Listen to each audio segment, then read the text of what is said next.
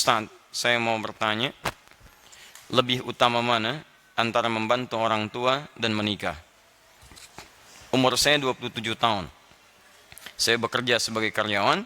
Saya sedang punya keinginan untuk menikah. Oh, tadi 22 tahun sudah menikah. Baik. Punya persoalan puasa. Ini 27 tahun belum menikah.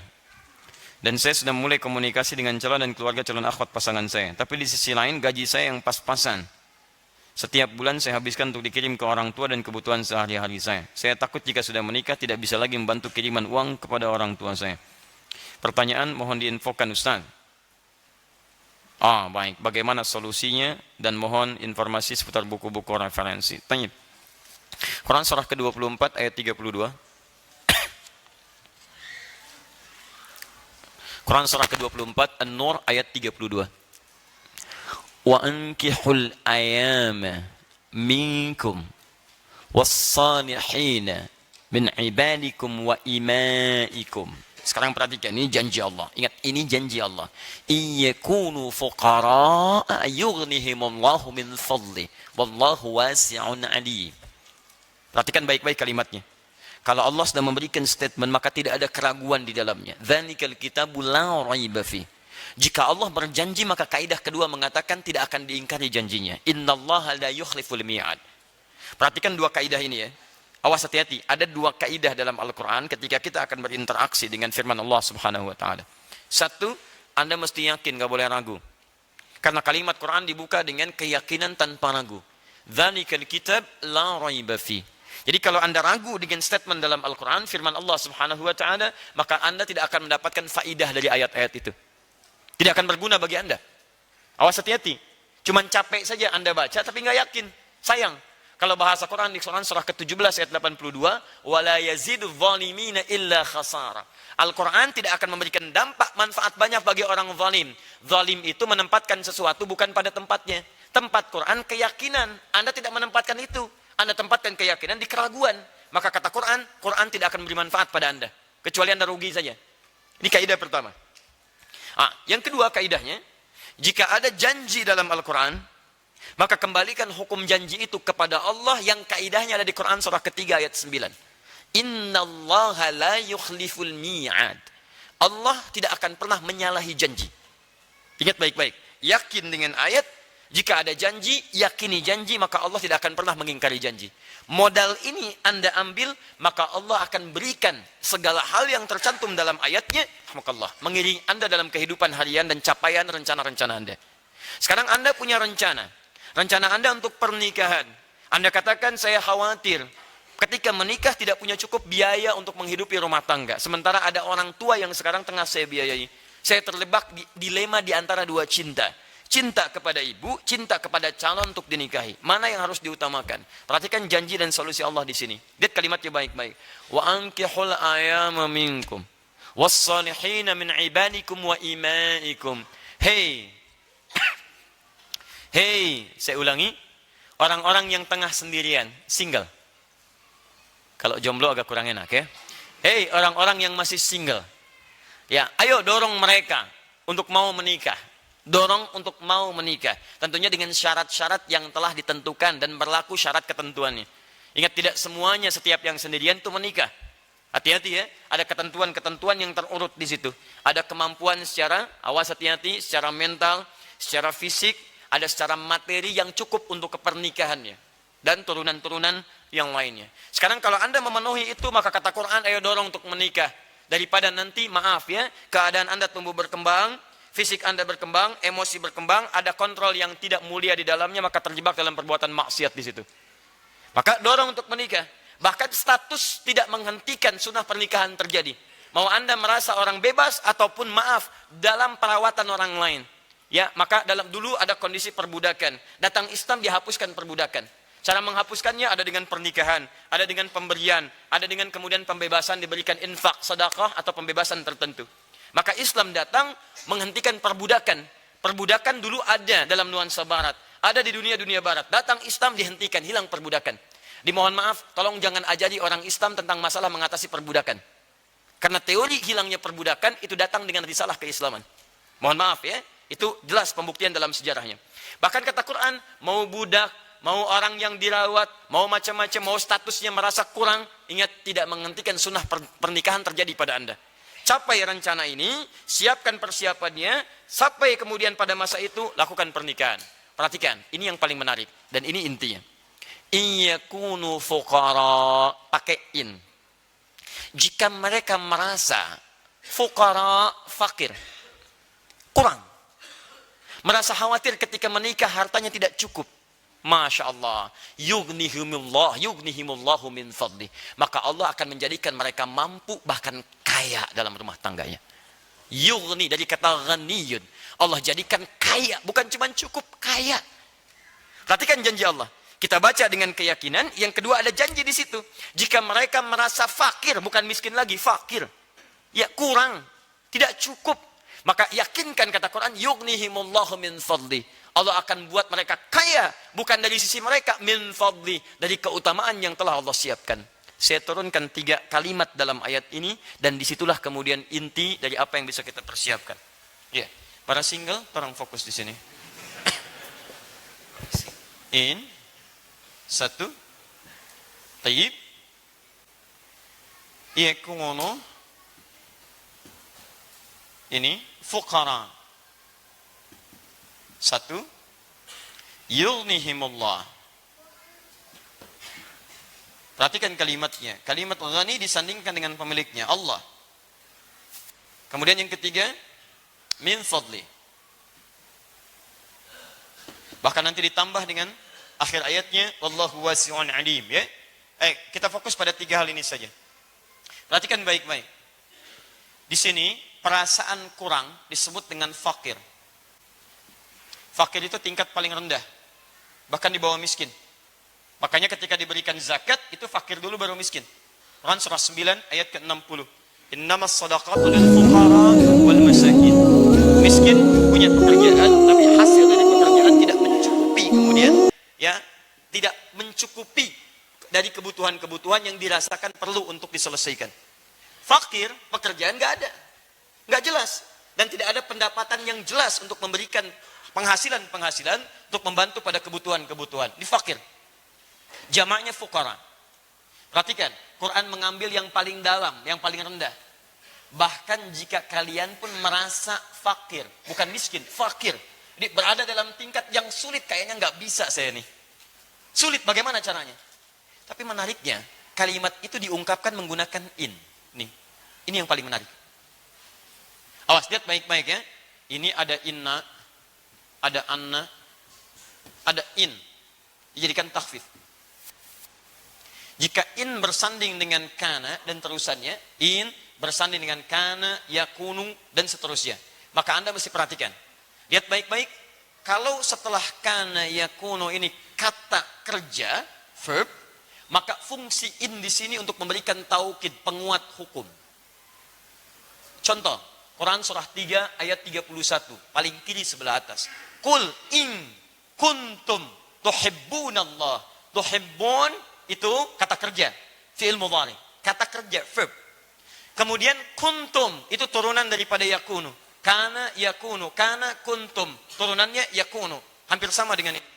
Dimulai dengan in, karena setelah kalimat turunan ini ada kata kerja, tuhibbunallaha, maka in diartikan serius, sungguh-sungguh, penguat.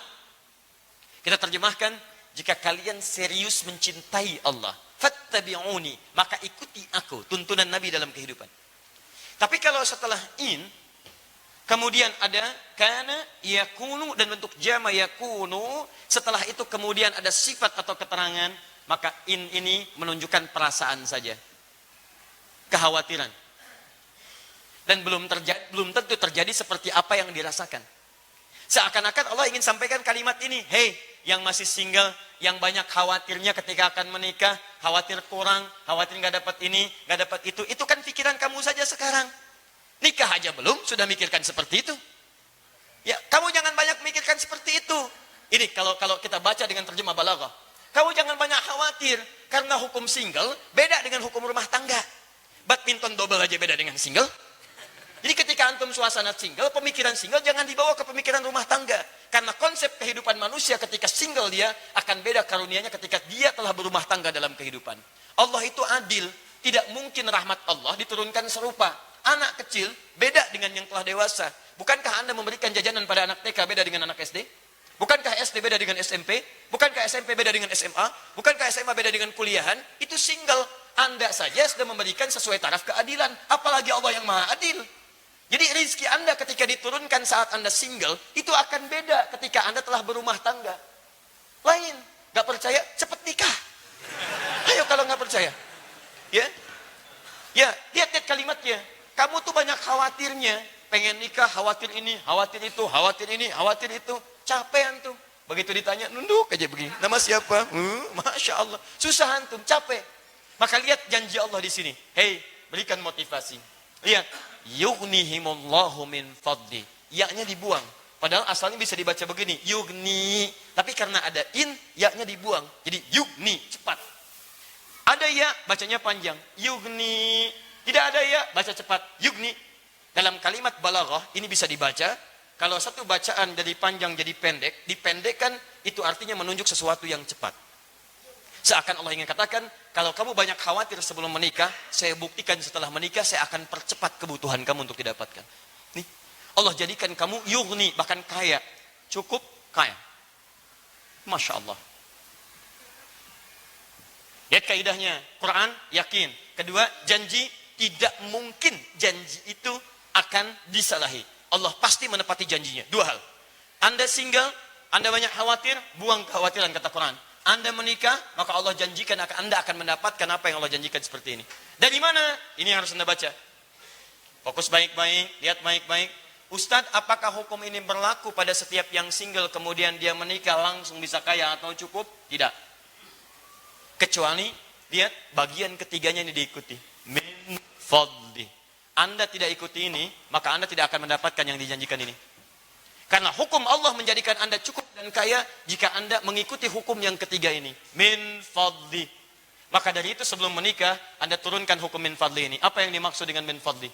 Bagaimana caranya mendapatkan keutamaan ini? Seperti apa ini diikuti? Bagaimana cara menitinya?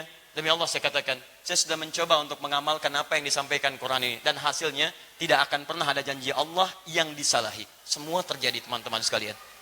Janji kekayaan hati, janji kenikmatan dalam kenyamanan, janji suka dalam duka, janji segala yang tercukupi. Demi Allah saya katakan, ini kuncinya ada di sini. Nah, bagaimana cara kita menurunkan semua itu sehingga jadi pedoman dan kita rencanakan dari sekarang bagi yang single akan menikah, kita akan teruskan setelah kita menunaikan salat Isya berjamaah insyaallah. Sesuaikan di mana adanya, silahkan bisa duduk dengan baik insyaallah.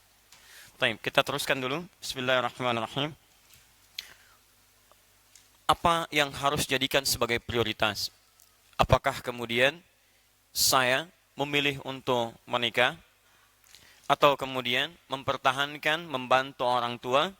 Dalam keadaan demikian, ada dorongan yang kuat juga untuk menikah. Bagaimana mempertemukan dua hal yang seakan-akan kontradiktif ini? Berbakti kepada kedua orang tua, atau kemudian, memilih untuk menikah, tapi saya pikir saya khawatir punya kekurangan dalam hal berumah tangga, karena harta yang digunakan akan disupportkan kepada kedua orang tua. Seperti orang bicara, khawatir ketika bicara, mic-nya kurang jelas. Karena mic-nya tidak memiliki kekuatan sound yang cukup kuat. Ya? Nah, bagaimana caranya? Baik, mari kita lihat baik-baik teman-teman sekalian. Pertama, ada uraian dalam Al-Quran memberikan isyarat yang sangat tajam. Khususnya pada pria-pria yang single, yang sekiranya sudah punya kemampuan sesuai dengan ukuran-ukuran Al-Quran dan Sunnah untuk mengantarkan ke gerbang pintu pernikahan. Maka kalimat Qurannya, ayo tunaikan pernikahan. Wa ankihul ayama. Ya ayo, hei yang sendirian, lebih baik menikah. Kalau memang sesuai persyaratan daripada terjebak perbuatan yang kurang menyenangkan. Kemudian, lihat baik-baik, melekatkan kalimat soleh di dalamnya. Wa ankihul ayama minkum wassalihina min ibadikum wa imaikum. Bahkan yang merasa statusnya pun terlihat rendah dalam pandangan orang, sudah, nikah itu tidak berlaku bagi yang tinggi dan rendah. Siapa yang sesuai dengan ketentuan Anda menikah. Iyakunu fuqara yughnihimullahu min fadli. Ini yang kemudian tertuangkan dalam bahasan. Jika Anda sering menduga, khawatir, banyak pikiran ketika menikah, kemudian tidak sanggup memberikan biaya terbaik, maka kata Quran, Anda nggak usah banyak kekhawatiran. Karena hukum Allah itu berbeda antara orang single dengan orang dalam suasana pernikahan. Beda antara orang sendirian dengan hukum keluarga. Hukum rizkinya beda, hukum rahmatnya beda, hukum perhatiannya beda. Karena itulah ayat-ayat yang berbicara tentang yang single, itu berbeda keterangannya dengan ayat-ayat rumah tangga.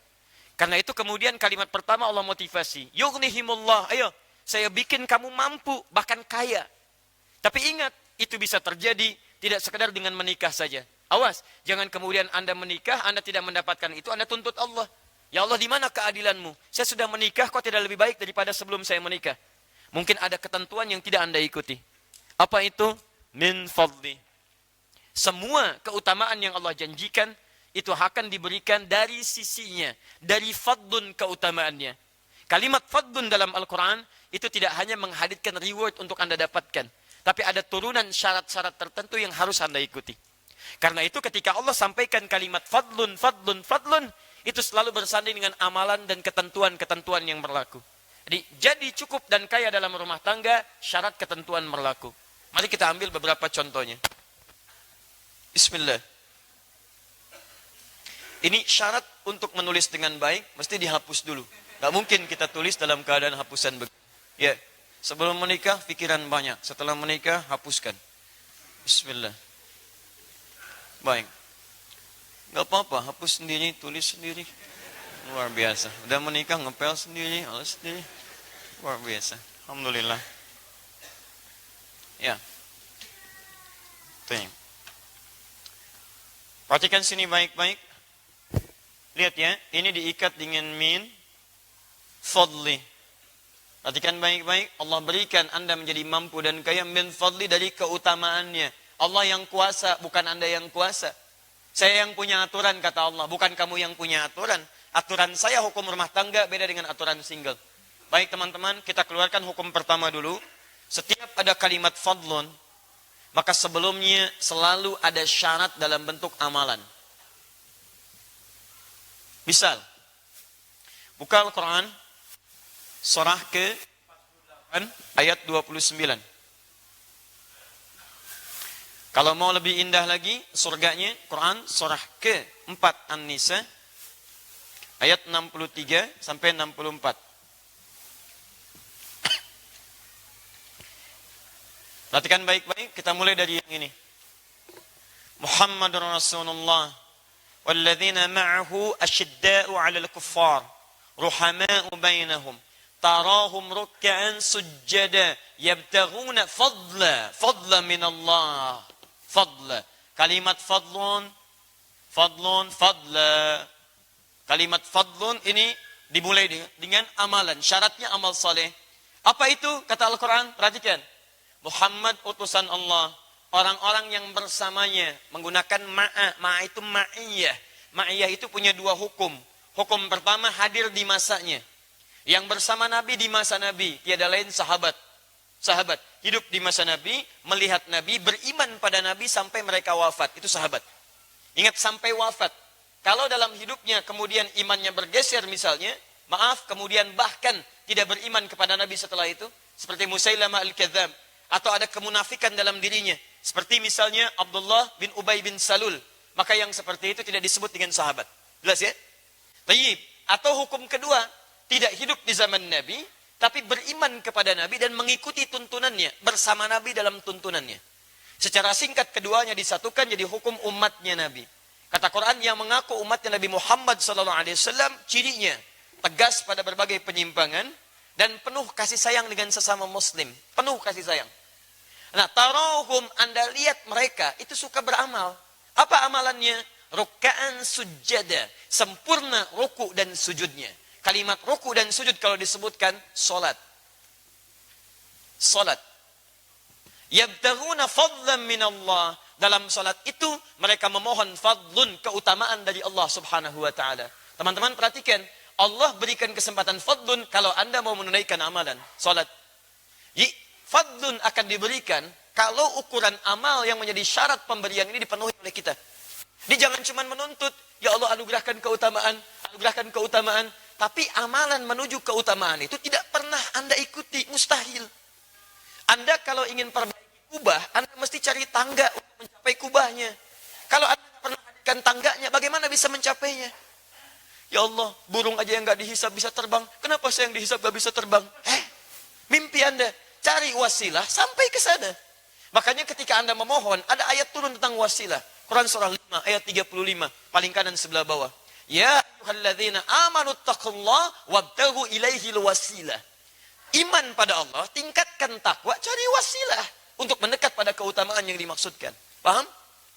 Baik, surga tingkat paling tinggi itu bersama Nabi sallallahu alaihi wasallam. Ada 3 golongan bersama beliau.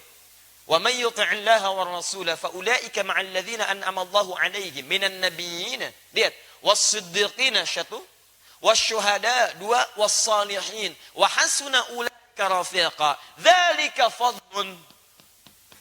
Ada orang sesurga bersama Nabi, semua Nabi. Ada beberapa Nabi, ada semua Nabi. Kalau beberapa Nabi kalimatnya menggunakan jamaknya qillah, namanya anbiya. Anbiya, ada surah ke-21 Al-Anbiya. Kenapa disebut Al-Anbiya? Karena ada kisah beberapa Nabi di situ, tapi tidak semua Nabi. Ada kisah Nabi Zakaria, ada kisah Nabi Ayub, ada kisah Nabi Yunus, tapi tidak semua Nabi disebutkan di situ. Kalau Anda ingin rubah kalimatnya dari beberapa Nabi pada semua Nabi, maka kalimatnya dirubah dari Anbiya jadi Nabiyin. Jamak mudzakkar salim. Nabiyin. Ada kata Allah, orang di surga bersama semua Nabi. Kumpul di situ. Masya Allah. Tangga antum siapa? Depan saya. Nabi paling ganteng di dunia. Nabi Yusuf. Masya Allah. Ganteng-ganteng Nabi. Ente waktu di dunia ganteng-ganteng serigala. Ini Nabi. Nabi Yusuf. Kanan Nabi Ibrahim. Khalilullah alaihissalam. Kiri Nabi Isa. Masya Allah. Belakang Nabi Musa. Terus tetangga terdekat siapa? Nabi Muhammad sallallahu alaihi wasallam. Bersama para Nabi. Ada semua. Siapa mereka itu? Syuhada. Siddiqin. Salihin. Anda mesti jadi satu di antara 3 itu. Syuhada, wafat di jalan Allah dalam perjuangan yang terbaik. Kalau tidak ada peperangan, maka kegiatan ikut ta'lim, ikut belajar bagian dari jihad fi sabilillah. Itu hukumnya disamakan di Quran surah ke-9 ayat 122. Paling kiri sebelah bawah. Wa ma kana lil mu'minuna liyanfiru kaffah. Panggilan jihad untuk perang. Falaula nafara min kulli firqatin minhum, di antara sekian mereka yang berangkat mesti ada yang sibuk liyatafaqahu fid din, untuk mempelajari agamanya.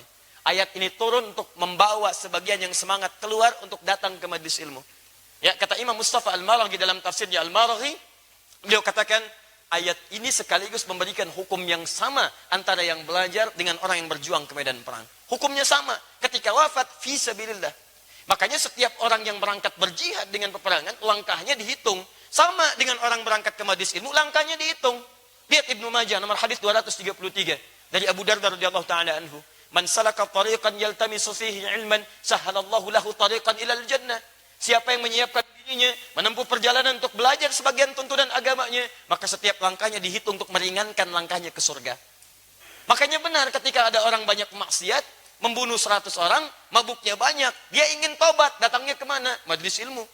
Begitu berangkat dia ingin belajar, jalannya dia bertobat. Orang tobat dicintai oleh Allah. Quran surah kedua ayat 222, paling kanan sebelah akhirnya. Innallaha yuhibbut tawwabin. Allah mencintai orang tobat. Begitu dicintai, orang yang dicintai oleh Allah yang pertama turun ampunan. Quran surah ketiga ayat 31.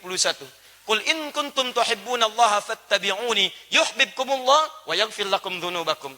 Allah cintai Anda, Allah ampuni semua dosa Anda. Orang ini melangkah sambil tobat, datangnya ke majelis ilmu. Begitu tobat, cinta Allah datang. Cinta Allah datang, ampunan diberikan. Begitu ampunan diberikan, gugur semua dosa, langkahnya dihitung jadi ibadah. Berlaku hadis tadi. Meninggal di pertengahan jalan. Turun berita, dakhalal jannah. Muncul ayat. Quran surah keempat ayat 100. Paling kiri sebelah bawah.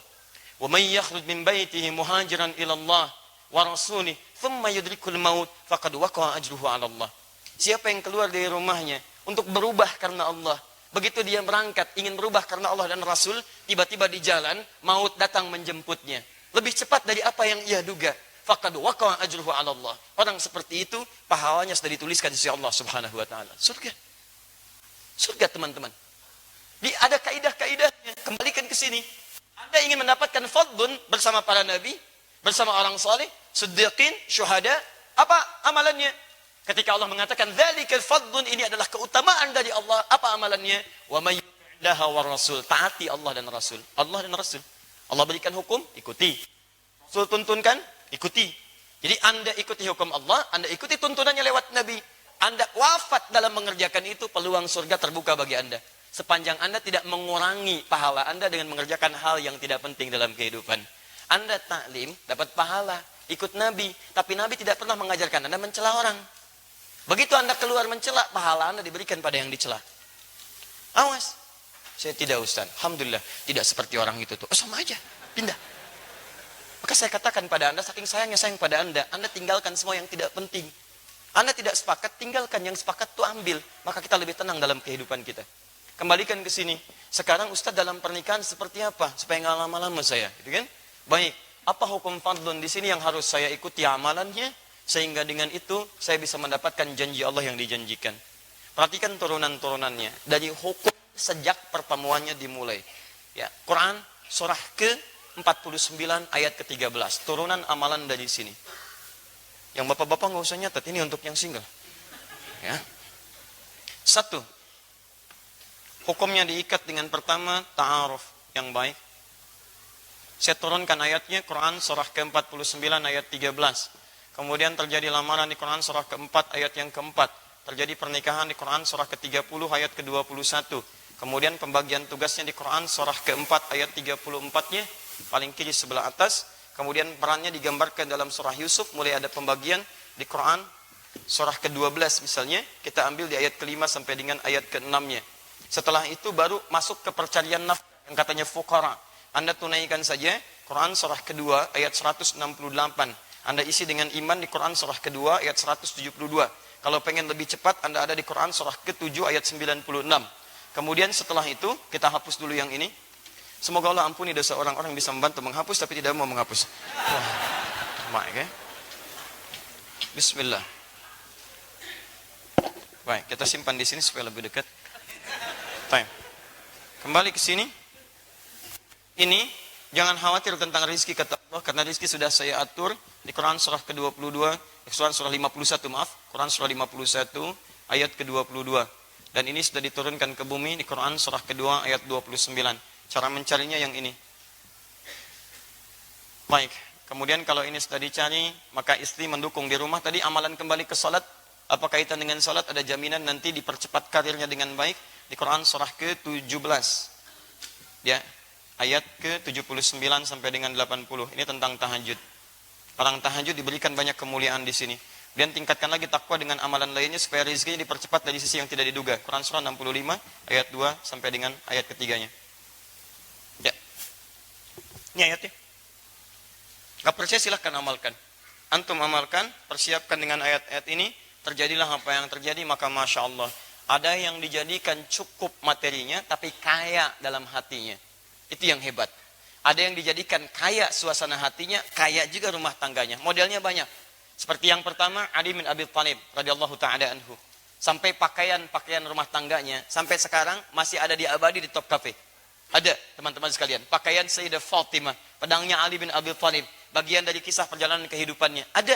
Padahal dalam hidupnya, beliau memilih cukup dibandingkan kaya yang lainnya. Tapi kayanya hadir dalam cintanya. Kayaknya hadir dalam kasihnya. Kayaknya hadir dalam sabarnya. Kayaknya hadir dalam kelapangannya. Dia tenang.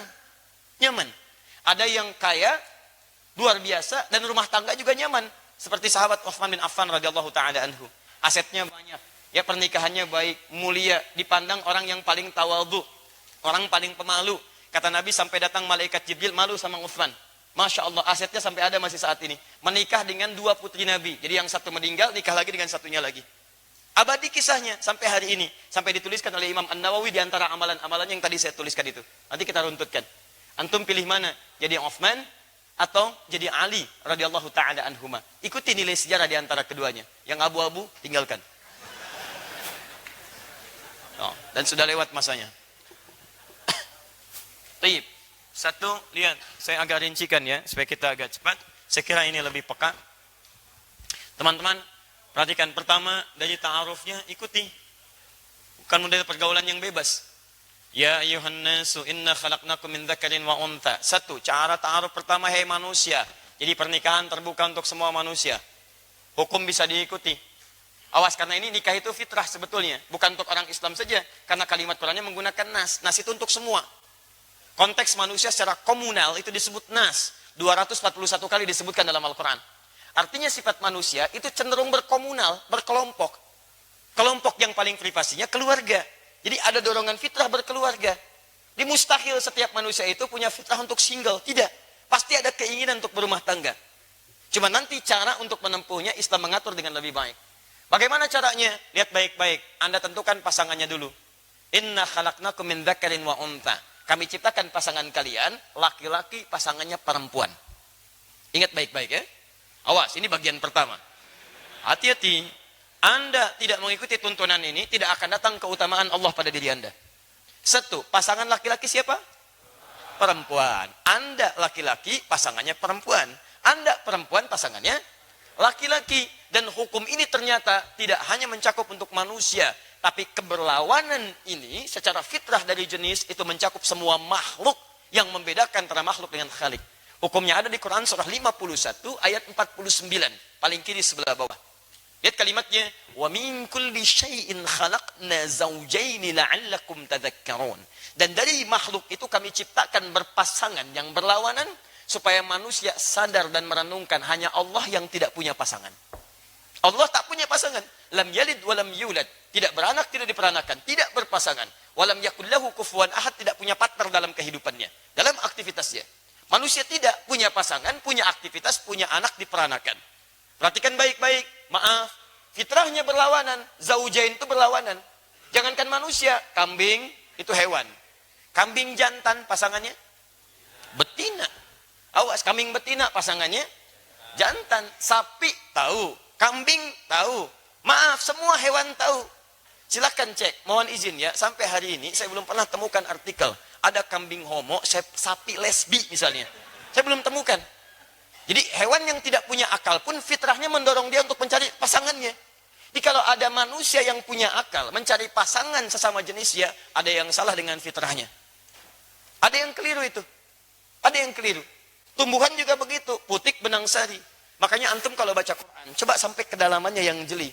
Kenapa Allah minta kita belajar dari kurma? Bahkan ada suratnya surah kurma. Ya teman-teman sekalian coba keluarkan baik-baik. Tentang kurma dibuat, ditampilkan kepada kita. Lihat baik-baik. Teman-teman, kurma itu ketika tumbuh, itu cuma satu jenis. Kalau tidak putik, benang sari. Kalau tidak putik, benang sari. Jadi kalau satu misalnya antum tanam kurma ini, jadi satu pohon, itu cuma satu jenis. Kalau tidak putik, benang sarinya. Makanya kalau antum tanam misalnya satu, tidak dikembang biakan. Kembang biakannya kemudian antum tempelkan, dicangkok salah satunya. Jadi kalau ini putik, ambil benang sarinya. Talqih kalau dalam bahasa Arab. Tempelkan ke situ. Begitu ditempelkan, baru dia bisa tumbuh berbuah. Tapi kalau antum cuma jadikan begini, tidak pernah diambil pasangan yang lainnya, itu dia hanya akan tumbuh dan dia tidak berbuah. Dia tidak berbuah. Jadi cuma tumbuh, tidak berbuah. Alhamdulillah, nanam kurma bisa tumbuh. Jangankan Anda, banyak di Arab. Tapi kalau ingin berbuah, ambil pasangannya, tempelkan di situ. Tayyib. Syarat pertama, laki-laki pasangannya siapa? Perempuan. Teruskan. Min dzakari wa untha wa ja'alnakum syu'uban wa qabail lita'arafu. Liknya ikhtiar wal ghayah, menunjuk pada ikhtiar untuk mencapai tujuan.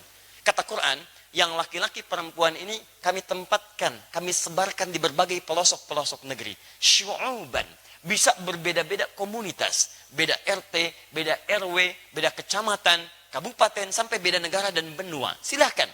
Wa qabail, bahkan satu tempat sukunya bisa beda.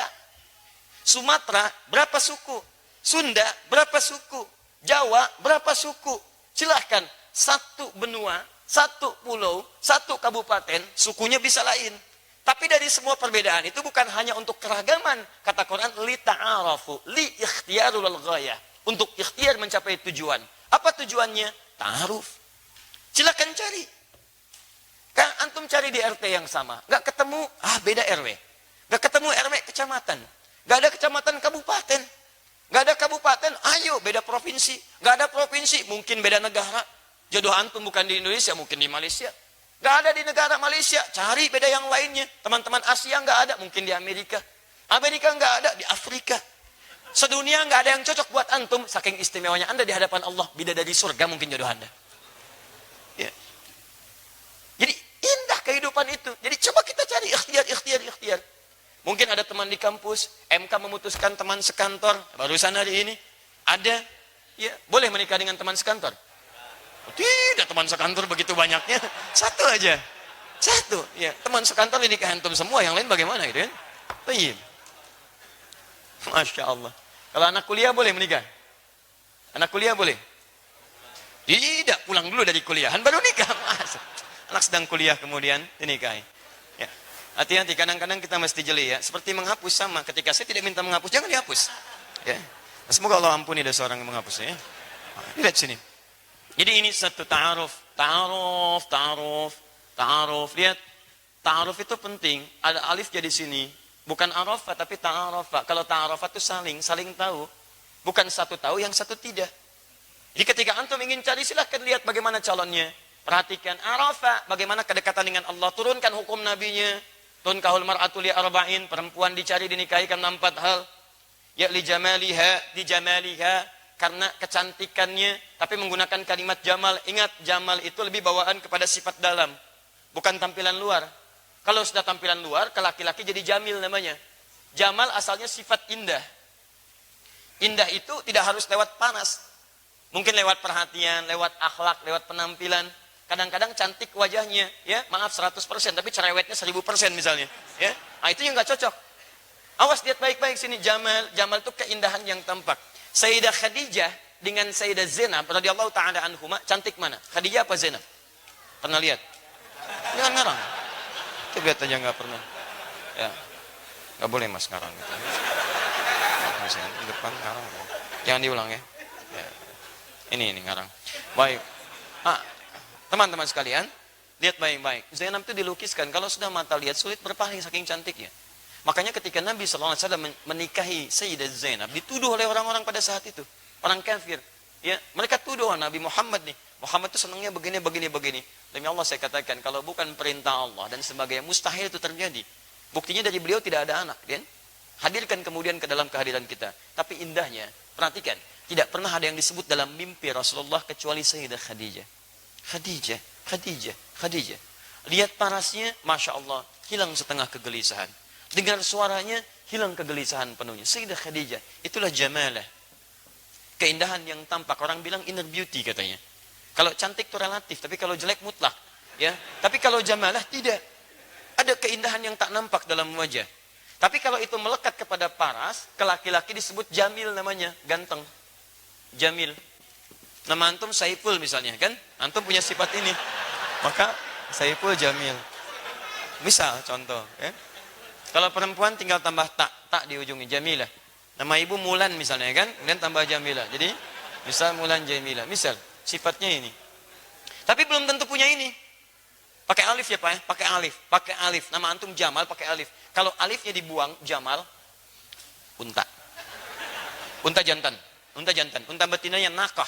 Unta Nabi Saleh nakah. Naqatallahi wa suqiyaha. Fakadzabuhu fa'akharuha. Fadamdama alaihim nakah. Unta Nabi Saleh itu unta betina. Jamal, unta jantan. Semua jenis unta disebut dengan ibil.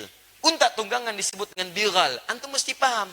Karena ketika disebutkan di Quran, itu diksinya menempatkan ayat dengan konteks yang berbeda-beda. Kenapa masukin jarum kok untanya unta jantan? Kenapa yang disembelih untanya unta betina? Kenapa yang disebut dilihat itu semua jenis unta? Kenapa afala yanzuruna ilal ibili kaifa khuliqat bukan ilal jamali kaifa khuliqat? Bukan ilal naqati allati kaifa khuliqat. Kenapa? Kenapa ibil? Itu ada hikmahnya. Kenapa kalau menggunakan lutut duluan untuk sujud menggunakan ibil, tapi menggunakan telapak tangan menggunakan jamal atau bigol di situ? Kenapa? Itu ada bedanya. Baik. Kembali ke sini. Nah, ini teman-teman sekalian, satu, ya maaf saya agak rinci sedikit ya supaya tahapannya bisa dipahami dengan baik. Satu, li jamaliha. Kedua, limaliha. Mal itu ada yang menafsirkan kadar hartanya, ada yang menafsirkan kemampuan mengelola harta suami. Tadi antum merasa pas-pasan. Cari calon istri yang bisa mengerti keadaan antum. Gaji 5 juta, jangan cari calon istri yang zakat molnya 10 juta. Gak akan nyambung. Antum capek. Makanya ketika antum, ya zakat mal bukan mal. Jadi ketika antum komunikasi, terbuka terangkan, ibu saya begini, kondisinya seperti ini. Jika kita memang menyatukan cinta karena Allah, maka cinta pada Allah tidak mungkin akan mengkhianati orang tua. Jika kamu setuju dengan saya, mari kita sambil berbakti pada orang tua. Allah akan meridai kita. Jika tidak setuju, mungkin kita tidak dipertemukan di dunia ini. Mungkin di akhirat akan lebih baik mendapatkan jodoh yang terbaik dari Allah Subhanahu wa taala. Indah kehidupan. Dikembalikan nasabnya dari mana dia, dan yang terakhir di diniha, ini yang paling penting. Di diniha, fa in dhafirat fa in talibat yadak. Jadi kalau fadfar bidatid dini talibat yadak, fadfar bidatid dini, dahulukan yang agamanya bagus, maka Anda akan beruntung. Anda akan beruntung. Ini ta'aruf. Selanjutnya Anda tinggal turunkan saja. Setelah ta'aruf muncul lamaran. Lamaran itu berikan yang terbaik, tidak harus mewah, yang penting memberikan kesan yang dalam rumah tangga. Sahabat Ali bin Abi Thalib ketika beliau melamar Sayyidah Fatimah, apa yang digunakan? Bagian dari baju besinya. Tapi kesederhanaan itu yang menghadirkan cinta yang luas di rumah tangga. Cintanya abadi sampai sekarang. Dari bukti-buktinya. Apa maksud bukti-buktinya?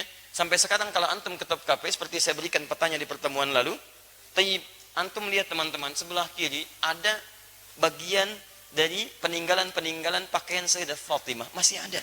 Sampai sekarang. Sebelah kanannya pedangnya sahabat Ali bin Abi Thalib. Ada diabadikan. Jadi cinta penuh kesederhanaan, tapi ridha Allah didapatkan, maka cinta itu akan menginspirasi generasi setelahnya dengan kisah-kisah yang abadi. Itu pilihan untuk kita. Ya, teruskan. Misal yang terbaik berikan. Kalau misalnya itu bisa jadi kenangan, lebih bagus. Jadi begitu ada persoalan, melihat itu cinta tumbuh lagi, perasaan bisa saling melengkapi. Setelah itu apa? Lakukan pernikahan. Quran surah 30 ayat 21. Dan maaf ya, maaf baik-baik. Ketika Anda mau menikah, ayat Qurannya mengatakan pernikahan itu misi utamanya mendekatkan diri Anda kepada Allah. Jadi kalau Anda sudah menikah belasan tahun, puluhan tahun, tidak membuat Anda lebih dekat dengan Allah, ada yang salah dalam pernikahan Anda. Karena kalimat pernikahan dibuka dengan ayat wa min ayatihi, dan tidak ada tafsiran lain dari ayat selain tanda yang mendekatkan seseorang dengan Allah. Jadi ada alamat, ada ayat beda.